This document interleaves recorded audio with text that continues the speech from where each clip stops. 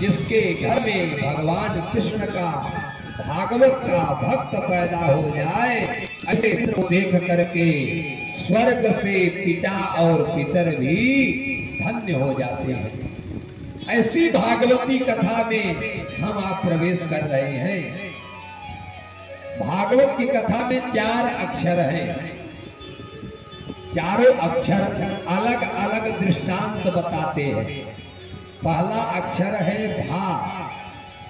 भा भासयते ज्ञानम का भाक्षर क्या कहता है? का भागवत का एक नाम है श्रीमद् भागवत ज्ञान यज्ञ। यह सामान्य कथा नहीं, यह ज्ञान की कथा है। क्योंकि जिस कथा का पान करके ज्ञान और वैराग्य पुष्ट हो गए, वह कथा है भागवत, जो ज्ञान को भी पुष्ट करने वाली कथा है। इसलिए श्रीमद् भागवत को कहा गया भाभासयते ज्ञानम। दूसरा अक्षर क्या है? ग। गतिरयस्य अलौकिकी। ऐसी गति संसार में और कोई कथा नहीं दे सकती जिस प्रकार की गति भागवत ने प्रदान किया। जिस राजा परीक्षित को 7वें दिन तक्षक की योनि प्राप्त होने वाली थी, वह राजा स्वर्ग चला गया। ऐसी अमृत कथा है भागवत। गतिरयस्य अलौकिकी। वह अक्षर क्या बोल रहा है? वरेण्यम सर्व पुराणानाम। सर्व पुराणानाम माने 18 पुराण इस संसार में व्यास जी ने लिखा। और जो 18 पुराणों के नाम को पूरे जीवन में एक बार भी श्रवण कर लिया, उसके जीवन में धर्म अर्थ काम मोक्ष चारों पुरुषार्थों की प्राप्ति हो जाती है। प्रायः सब 18 पुराण की चर्चा सुने हैं, लेकिन क्या क्या नाम है? कामा अक्षर से 2 पुराण लिखा, मत्स्य पुराण, मार्कंडेय पुराण। भा अक्षर से 2 पुराण लिखा, भविष्य पुराण, भागवत पुराण। व्र अक्षर से 3 पुराण लिखा, ब्रह्म पुराण, ब्रह्मवैवर्त पुराण, ब्रह्मांड पुराण। व अक्षर से 4 पुराण लिखा, वायु पुराण, वाराह पुराण, वामन पुराण, विष्णु पुराण। अनापलिकम, अग्नि पुराण, नारद पुराण, पद्म पुराण, लिंग पुराण, पूर्व पुराण, स्कंद पुराण और गरुड़ पुराण। जो शिव पुराण इत्यादि है ये उप पुराण में है। नारद पुराण उप पुराण में है, हरिवंश पुराण उप पुराण में है।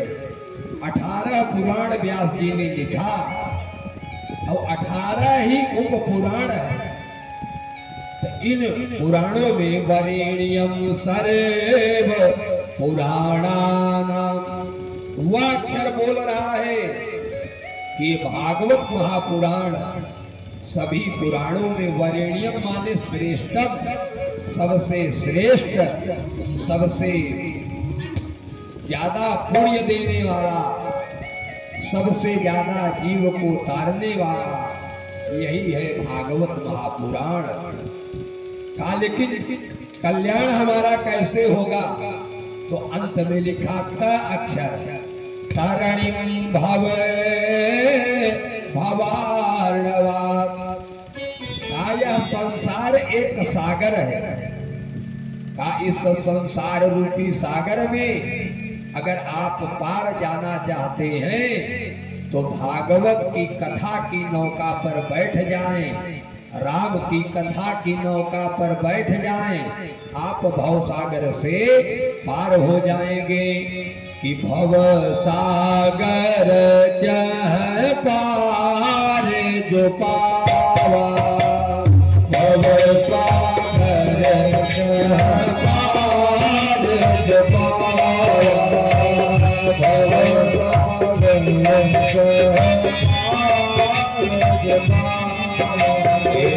भव सागर चह पार जो पावा, भव सागर चह पार जो पावा।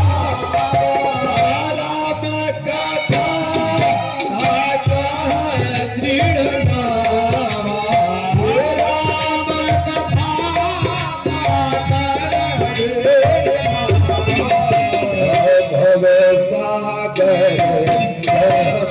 पार जो पावा, भव सागर चह पार जो पावा। तारणी भाव भवार्णवा, ये 4 अक्षर है भागवत। भा भासयते ज्ञानम गतिर्यस्य अलौकिकी, वरेण्यम सर्वपुराणानां तरणिं भव भवार्णवा। अच्छा, बड़ी पीटक मनाया है कि 4 ही अक्षर है भागवत में, और जीवन में 4 पुरुषार्थ हैं, धर्म, अर्थ, काम, मोक्ष।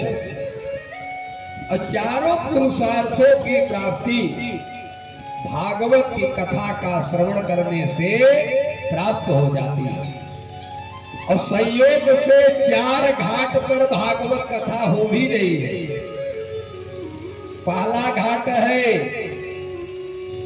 मुजफ्फरपुर और हरिद्वार के बीच में, गंगा नदी के किनारे, नाम है सुकताल, जहां पर सुखदेव जी महाराज राजा परीक्षित को सुना रहे हैं, पहले घाट पर। और दूसरा घाट है भागवत का उत्तर प्रदेश के सीतापुर जिले के नैमिषारण्य क्षेत्र में, जहां पर श्री सूत जी महाराज सुना रहे हैं किसको? सौनकादिक 88,000 ऋषियों को। और तीसरा घाट है बद्री नारायण के पास, जहां पर मैत्रेय जी भागवत कथा सुना रहे हैं विदुर जी को। और चौथा घाट है ग्रामीणांचल में, जहां पर धुंधकारी जैसे प्रेत के प्रेतत्व नाश के लिए गोकर्ण जी महाराज सुना रहे हैं। तो 4 घाट है भागवत में भी, और 4 घाट है मानस में भी। पहले घाट पर याज्ञवल्क्य जी महाराज भरद्वाज को सुना रहे हैं। दूसरे घाट पर भगवान भोलेनाथ भगवती पार्वती को सुना रहे हैं। तीसरे घाट पर काकभुसुंडी जी महाराज गरुड़ को सुना रहे हैं। और चौथे घाट पर गोस्वामी तुलसीदास जी महाराज अपने मन को सुना रहे हैं। तो 4 घाट पर भागवत की कथा हो रही है। 4 वक्ता हैं, 4 श्रोता हैं। भागवत में 4 अक्षर हैं, धर्म, अर्थ, काम, मोक्ष, चारों पुरुषार्थ को प्रदान करने वाली यह परम मंगलमयी भागवती कथा है। अब भागवत में 335 अध्याय, 18,000 श्लोक और 12 स्कंद भागवत में विद्यमान है। और सबसे बड़ा पुराण श्लोकों की दृष्टि से है स्कंद पुराण, जिसमें 81,000 श्लोक है। महाभारत के बाद अगर सबसे ज्यादा श्लोकों की संख्या किसी पुराण में है तो वह है स्कंद पुराण, जहां से आप सत्यनारायण भगवान की कथा का श्रवण करते हैं। तो भागवती कथा में 335 अध्याय हैं, 12 स्कंद हैं और 18,000 श्लोक है। अच्छा, भागवत की कथा को लिखा बाद में और भागवत की कथा की महिमा को लिख दिया पहले। भागवत तो 18वां पुराण है, सबसे बाद में व्यास जी ने लिखा, लेकिन जो भागवत का महात्म्य है इसको पहले ही लिख दिया। 2 पुराणों में भागवत के महात्म्य को लिखा गया, एक पद्म पुराण में और एक स्कंद पुराण में। तो जिस महात्म्य की चर्चा हम प्रारंभ करने चल रहे हैं वह पद्म पुराण से लिया गया है। पद्म पुराण के 6 अध्याय में भागवत के महात्म्य को बताया। महात्म्य माने होता है महत्व, कि भागवत का क्या महत्व है, भागवत की कथा का क्या महत्व है, भागवत का अधिकारी कौन है, भागवत का वक्ता कैसा होना चाहिए, भागवत का श्रोता कैसे होना चाहिए, कब भागवत की कथा हमको सुननी चाहिए, भागवत की कथा को सुनने से लाभ क्या है, ये 6 अध्याय में महात्म्य में व्यास जी ने बता दिया। तो सर्वप्रथम भागवत के महात्म्य में हम प्रवेश करें, इसके पहले मंगलाचरण किया। मंगलाचरण क्या है? ग्रंथ का निर्विघ्न रूप से समाप्त होना, ग्रंथ में किसी भी प्रकार की रुकावट न आए, कोई बाधा न पैदा हो, इसीलिए मंगलाचरण किया गया। और मंगलाचरण में 2 शब्द है, मंगल धन आचरण का, जिसको सुनने से हमारे जीवन का आचरण मंगल हो जाए उसी का नाम है मंगलाचरण। तो भागवत में 3 मंगलाचरण किए गए हैं, एक महात्म्य का मंगलाचरण, एक कथा का मंगलाचरण, एक सुखदेव और परीक्षित के संवाद का मंगलाचरण। तो आज हम भागवत के महात्म्य के मंगलाचरण में प्रवेश कर रहे हैं। बड़ा विचित्र मंगलाचरण किया। सच्चिदानंद रूपाय विश्वोत्पत्त्यादि हेतवे तापत्रय विनाशाय श्री कृष्णाय वयं नमः। ये जो भागवत का मंगलाचरण है इसमें 3 विषय रखा गया। पहला, भगवान कैसे हैं, तो कहा भगवान कैसे हैं, तो कहा भगवान सत है, भगवान चित है और भगवान आनंद है।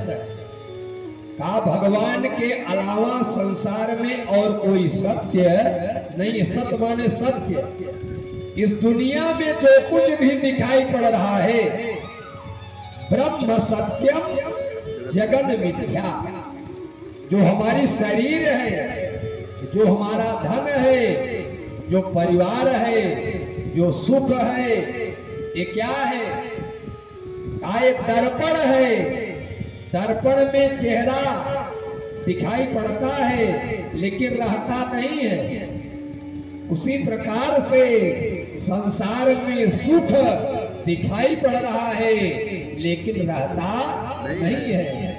सुख अगर है तो केवल भगवान की कथा में है, भगवान के नाम में है, भगवान के गुणानुवाद में है, भगवान के संकीर्तन में है। इसके अलावा आपको कहीं जीवन में सुख नहीं दिखाई पड़ेगा। का सत है कहाँ, का भगवान का नाम। लेकिन समस्या यह है, इस सत्य को हम तब जानते हैं जब हमारे जीवन से हमारे प्राण निकल जाते हैं। कि पहले बताया गया धराधाम सत्य है। जब हम जन्म लेते हैं तो हमको सत्य क्या बताया जाता है, यह धरा सत्य है और जहां पर हम निवास करते हैं यही सत्य है। कि पहले बताया गया धराधाम सत्य है, और जब बड़े हुए थोड़ा सा तब बाद में बताया गया अर्थ काम सत्य है। जब विवाह हो गया, पत्नी आ गई, पुत्र हो गया, तब सत्य क्या है, अर्थ माने धन, काम माने पुत्र, पुत्र परिवार और धन सत्य है। लेकिन पिजड़े का पंछी जब पिजड़े को तोड़ चला तो अंत में बताया गया राम नाम सत्य है। अंतिम में राम नाम सत्य है का उद्घोष किया जाता है। कब किया जाता है, जब शरीर से वह जीव निकल जाता है। तो जिस सत्य को, जिस नाम को हमें पहले जान लेना चाहिए, उस सत्य को हम तब जानते हैं जब शरीर में प्राण नहीं रह जाते। और राम इत्यक्षरद्वयम्, इस शरीर में हर जगह नख से सिख तक राम ही राम समाया हुआ है। सिर में 2 अक्षर राम, माथे पर 2 अक्षर राम, कान में 2 अक्षर राम, आंख में 2 अक्षर राम, नाक में 2 अक्षर राम, मुख में 2 अक्षर राम, दांत में 2 अक्षर राम, गले में 2 अक्षर राम, हाथ में 2 अक्षर राम, सीने में 2 अक्षर राम, पेट में 2 अक्षर राम, पैर में 2 अक्षर राम। जो सिर से पैर तक समाया हुआ है वही राम है। राम इत्यक्षरद्वयम्, जो जन्म के मंगलाचरण से प्रारंभ होता है और मरण के नाम तक जाकर के जिसकी सीमा रहती है वही राम का नाम है। सत्य वही है जिसका उद्घोष हमको बाद में कराया जाता है। तो भगवान ही सत्य है। अकाचित माने होता है प्रकाश का। इस संसार में जितने प्रकाश हैं, गीता में भगवान कहते हैं न तद्भासयतु सूर्यो न शशांको न पावकः यद गत्वा न निवर्तन्ते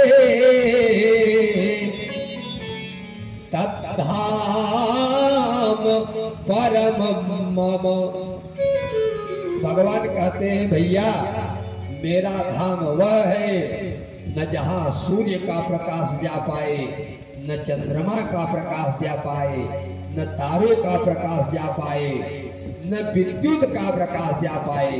कहा कौन सा प्रकाश जाता है, तो कहा परम प्रकाश रूप दिन राति, परम प्रकाश रूप दिन राति, परम प्रकाश रूप दिन राति, परम प्रकाश रूप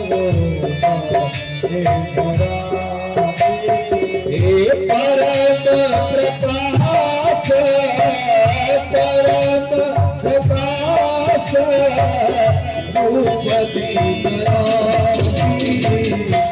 नहीं कछु चाहिए दिया एक बाती, नहीं कछु चाहिए दिया एक बाती,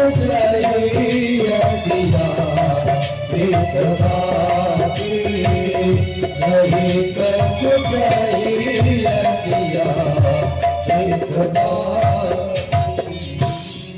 का तो सत भी परमात्मा, चित भी परमात्मा और आनंद भी भगवान ही है।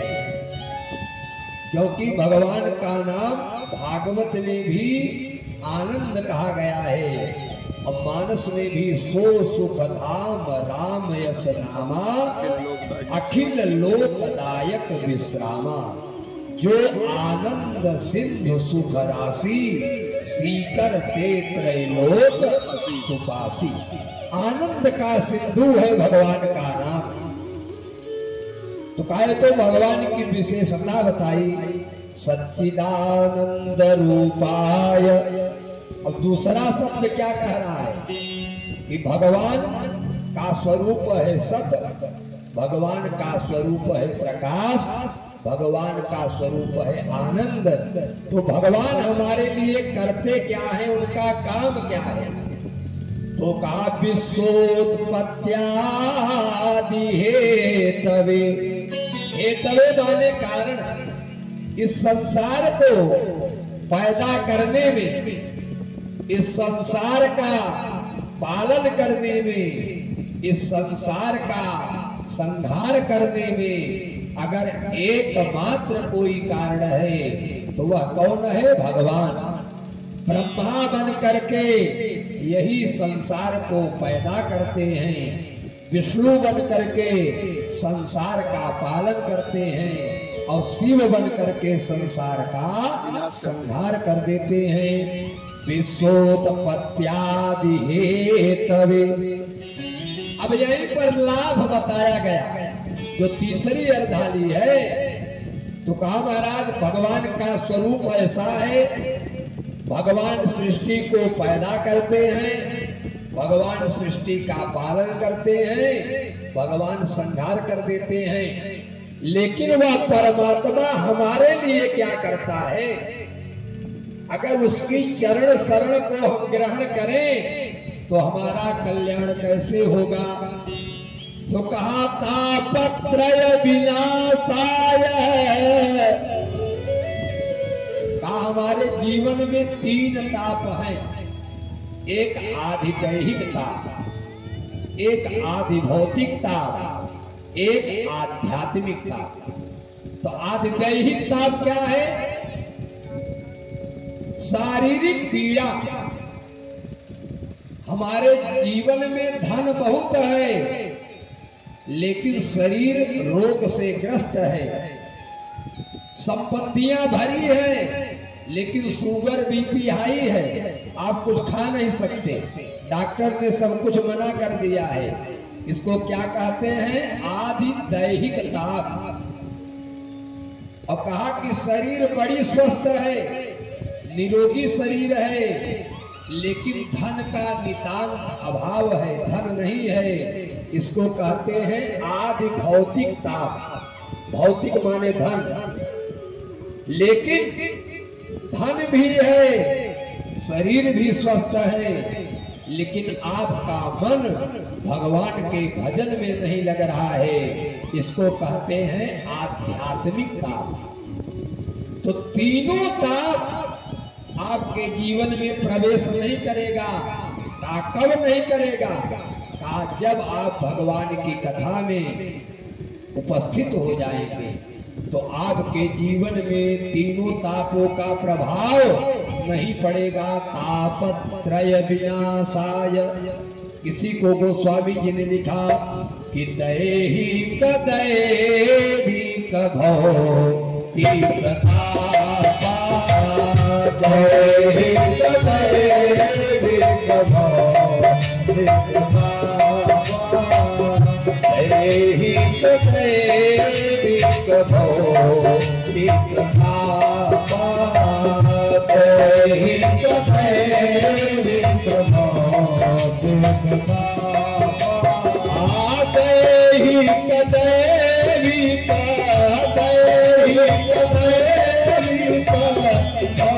राम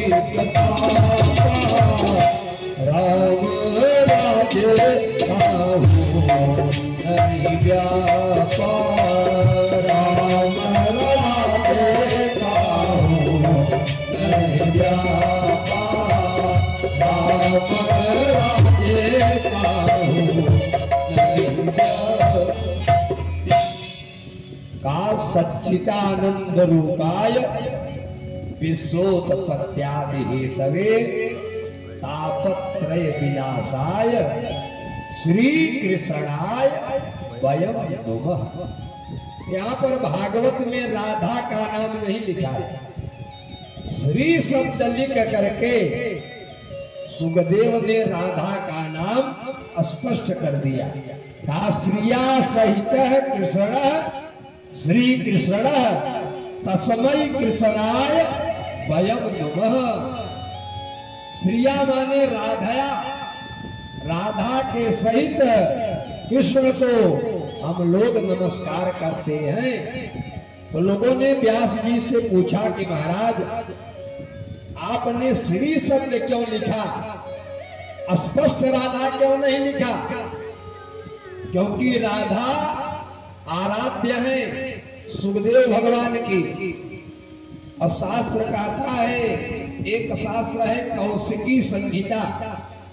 कौशिकी संहिता में बताया गया कि सुखदेव महाराज अगर एक बार भी राधा का नाम ले लेते तो 6 महीने समाधि में चले जाते थे, और राजा का कल्याण 7 ही दिन में करना है।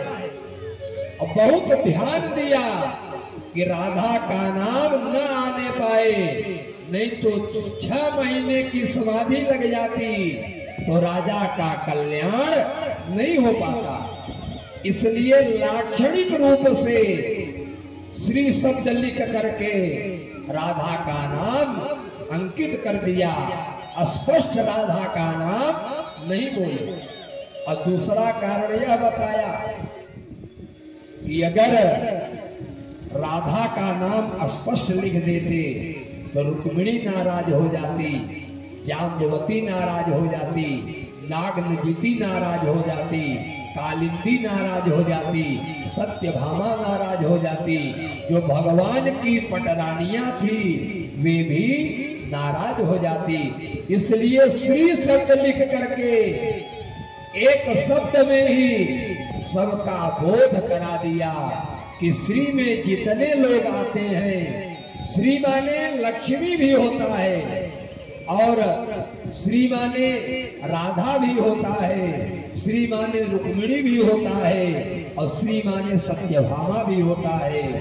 श्री में ही सबका वास हो गया। श्रीराय वयं नुमः।